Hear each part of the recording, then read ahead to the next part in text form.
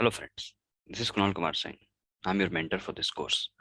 So, in this course, basically we're going to cover the topics of class 11th and 12th chemistry, which will help you to clear the exams like JEE and NEET as well as your school exams. So, whether you are a class 11 student or a class 12 student or a student who's trying to repeat the year, attempting to write JEE NEET next year. So, this is going to be a course where we'll be covering all the topics in a concise manner so that you don't have to rush through many different books and many different videos and all. You can get all the content in one video. So in that attempt, we'll start with the first lecture, which we have to study in this topic, which is called as some basic concepts of chemistry, in which the very first lecture I have called it as a very, very basic concept one, which is going to be about writing chemical formula. Because that's like literally the first thing that you do when you start doing any topic in chemistry. You must know how to write formula. Many of you must be knowing it already, but this is my duty to tell you how it's done for those who are just starting with the course or they're in class 11th. So those who know can skip through this part. Those who don't, please join in. We'll do some questions together and learn some basics. Let's start with the lecture. So the first lecture is about writing chemical formula. So basically, when I say writing chemical formula typically compounds are made up of ions, right? Typically, they're made up of the ones so any compounds are made up of ions, which is going to be the majority of your compound that you see, right? So let me tell you how we write compounds. So first of all, we need to understand what an ion is. What exactly is an ion?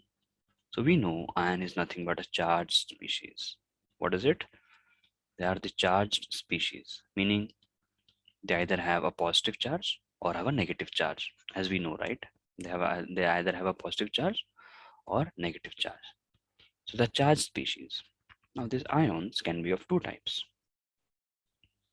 Cation. You see what I'm doing now? See, I wrote T like this. Why? Because that's how we understand that it's positively charged, right? So cations are positively charged, right? And the next one we have is anion.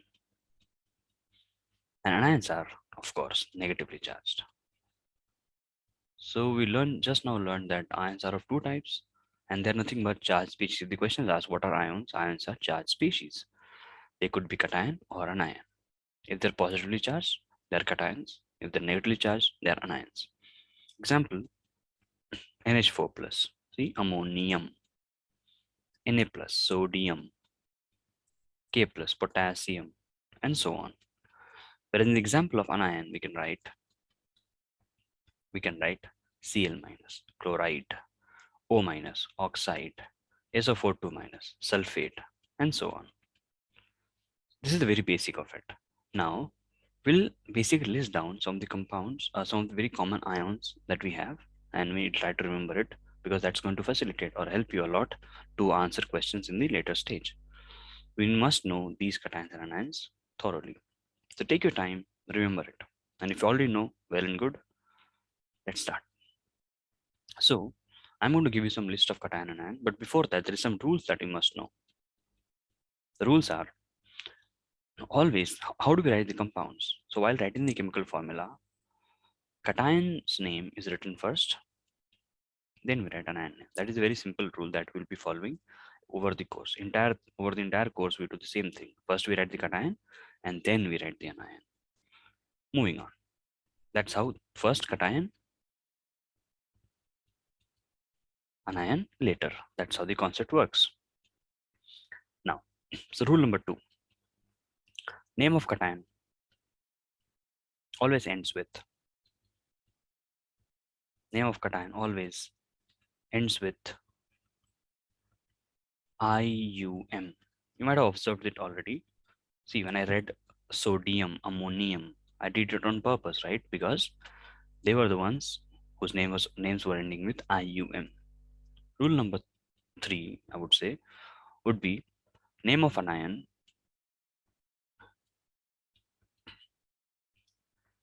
ends with. There are multiple ways of ending the name of an anion. First one would be "ide." The word "ide", the prefix or the suffix "ide" is used when we have to, write the name of a monoatomic anion. What is mono? Mono means one. Atomic means atom. So anything which is made up of one atom, that's the anion, whose name ends with "ide." They are the ones which is monoatomic. For example,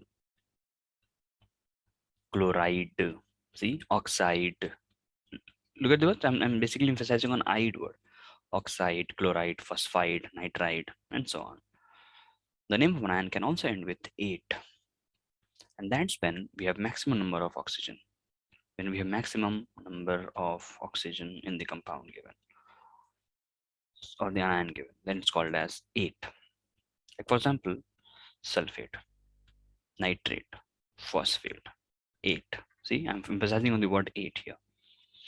The next one is ite, and that's when we have one less oxygen than maximum. One less oxygen than the maximum. That's when the name ite comes. For example, how many oxygen sulfate has? 4, right? Reduce one. It would be SO3 2 minus, right? That would be called as sulfite. Sulfite. NO2, NO3 minus is nitrate. Remove one oxygen, it will become nitrite. Nitrite. That's how the naming is done. So ide, 8, ite. And yeah, one more thing you must know about cations. If the cation has lower charge, cation, if there are suppose there are many compound, like you will be learning later on, there is something called as D block element. They are the one which shows multiple valencies, like +2, +3, +1. So cations with multiple valencies have the names ending differently in different cases. So cations with low charge, or low, yeah, I would say low charge on top. The name of that cation ends with, any guesses? Yes, us. Very good. And the cations with high charge would be, or higher charge would be ik. Ik. We'll discuss. Like, for example, Cu plus 1 and Cu plus 2, right? What is Cu plus 1? Cuprous. See, cuprous. Cuprous. What about this one? Cupric. So looking at all these rules, it will be easy for you to write the name of the compounds, which is a very essential topic for this chapter. If you really want to understand mole concept and other underlying topics, so you must know these basic concepts. So if I'll revise the rules for you. The first rule is cation and anion, first cation, then anion. That's how the name is written. Rule number 2, cation's name always ends with IUM. Anion name ends with ide when we have just one atom. The name ends with 8 when it has maximum number of oxygen. And then it is ite when it has one less than that. And then we have cations which is with a lower charge is called as us, and the higher charge is called as ik.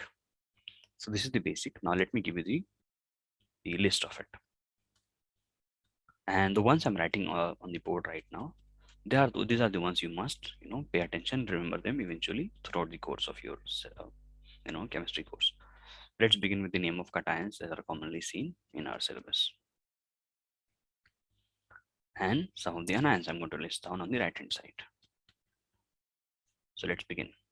First, I'll start with group 1, Na plus 1. What is it called as? Sodium.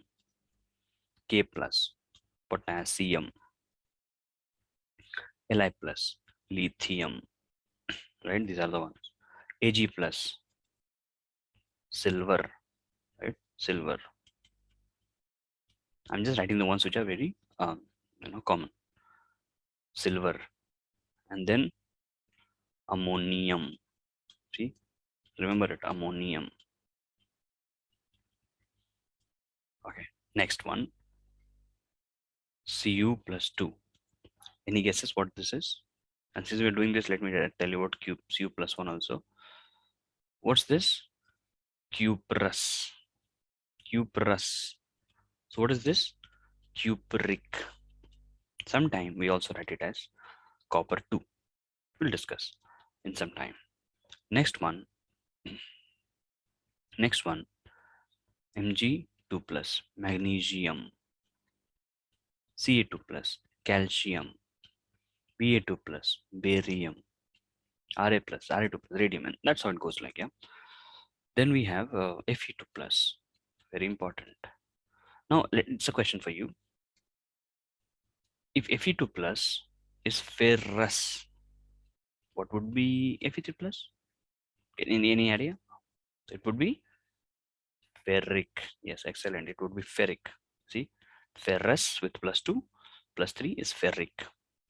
Ferrous, ferric. Cuprous, cupric. Okay, and then we have, then we can say calcium is done for elements. Okay, now we can write aluminum. See, Al3 plus aluminium. Aluminium. Don't get confused with ammonium. Ammonium is something else. Aluminum is something else, right? Aluminum. Then Pb2 plus. It's called as lead, but I want you to guess it now. Who can guess this? See, it would be plumbus. See, plumbus. And that the other one will be plumbic. See, the other one would be plumbic. Plumbus, plumbic. Plumbus, plumbic. Just the way we had cuprous, cupric, ferrous, ferric. So that's how we write it. So let me tell you what all we have covered: sodium, potassium, lithium, silver, ammonium, cuprous, cupric, magnesium, calcium, barium, iron, iron 2, iron 3, aluminum, lead 2 plus, lead 4 plus. And then we have, do we have any other element which we can write? Group 1 is covered, group 2 is covered. Group 13, we have written 1 or 2, those are important. Yeah, I think that's it. Zinc, zinc we have not written, yes. Have I? No. So zinc is basically 2 plus. So copper, zinc is the most common one which we see. I think that is all. I mean, there are many, of course, but they are the most commonly occurring one. Now we'll start with the next one, which is the anion part. So the first name, I'll give you the array of names of ide. So Cl minus, chloride. How do we write it? Chloride. What is this? Bromide. What's this? Iodide.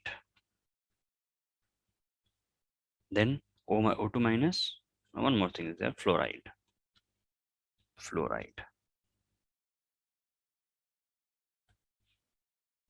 It would be fluoride.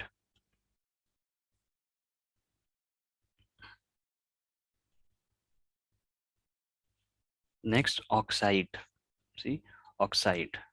Then nitride. Nitride. I mean, I know this may sound weird to you, but this is how you should, read it. Reading it's very important. Nitride. Then phosphide. Phosphide. See, that's how we, you should read it like this: phosphide, oxide, nitride, sulfide. Sulfide. And here I missed one more. I should write that also. H plus. H plus is called as hydrogen or hydronium, but we usually use the name hydrogen. We may use the word hydronium also, but we use hydrogen word to name it. Now, this is phosphide, sulfide. Next, I will write 8. I'll write 8 for you. Next. So we'll have to start with 8 now. So I'll first start with 8, then we'll write 8. So 8 will be, or we can first write 8, that would be better because we can compare 8 later on very easily. So SO4, 2 minus, that's sulfate. NO3 minus 1, nitrate. See, nitrate. Then PO4, 3 minus, phosphate. Phosphate. And then we have is CO3, 2 minus, carbonate. carbonate, right? See, sulfate, nitrate, phosphate, carbonate. Then we have oxalate, also important one, oxalate. I know it may look monotonous, there are so many compounds I've written, but the thing is, see, you need to be very thorough with this. If you remember this very properly, it will be easy to deal with questions later on. Yeah, so we must remember these names. Then we have sulfate, nitrate, phosphate, carbonate. Okay, I think that's enough for now. Ite. What are the ites we have? So see, these are the ides we have. These are the ides: chloride, bromide, iodide, fluoride, oxide, nitrite, phosphide, sulfide. See, and then we have 8: sulfate, nitrate, phosphate, carbonate, oxalate, and then we have ite now. So SO4 2 minus. If SO4 2 minus is sulfate, what would be sulfite? SO3 2 minus, right? What would be, what's the name of this? Sulfite. You must read it with me, sulfite. Then if NO3 minus is nitrate, NO2 minus would be nitrite, ite. Then these are the most common ones we see, right? So, sulfite, nitrite. These are the most common ones which we have observed. Now the last type of compound that we ion that we see, anion, is the hydrogen carbonate ones. So HCO3 minus is called as bicarbonate. What do we call it as? Bicarbonate. Or sometimes it is also called as hydrogen carbonate. Hydrogen carbonate. See, bicarbonate or hydrogen carbonate. And this is called as bisulfite or hydrogen sulfide, bisulfite. So that's how the names are written. So these are the list of cation that you must have a hands-on experience with. You must remember these things. So these are the cations that I've listed down, and these are the anions that I've listed down. Sodium, potassium, lithium, they are all the compounds that you must consider remembering. This sodium, potassium, lithium, a silver, argentinium, it's called as sometimes, ammonium, cuprous, cupric, magnesium, calcium, barium, iron 2 plus, ferrous, ferric, aluminum, lead, plumbous, plumbic, see, zinc, hydrogen. Whereas in the case of anion, we have chloride, bromide, fluoride, iodide, oxide, nitrite, phosphide, sulfide. They are all called as ide because their name ends with IDE. 8. 8 is going to be sulfate, nitrate, phosphate, carbonate, oxalate. And I missed one part. I should tell you that as well. Peroxide. So I must include it somewhere here. I'll put it maybe separately. I'll put it. It's okay. See, peroxide is also a very commonly seen thing. O2 2 minus is called as peroxide. Please remember it. Peroxide. Important actually. Peroxide. Then we have, see, so now we have listed down all the ides. Ide, 8. 8 is sulfate, nitrate. See, sulfate, nitrate, phosphate, carbonate, oxalate. And ide would be sulfite, nitrite, bicarbonate, bisulfite, and peroxide. So if you remember these cation and anion, things can be easy for you to answer. So you can take a note of this part. You can take screenshots. I'll just keep it here for some time. Okay, now I'm scrolling down. I'm scrolling down further. So these were the basic concepts that we have learned about how to understand what ions are and how to remember them. In the next lecture, I'll tell you how to write chemical formula using these two, cation and anion, and also how to remember the charges, like how do you remember that this is plus minus 2. Is it easy? Yes, it is. I'll tell you in the next lecture. So that is it for this lecture. I hope you had a wonderful session. Thank you so much.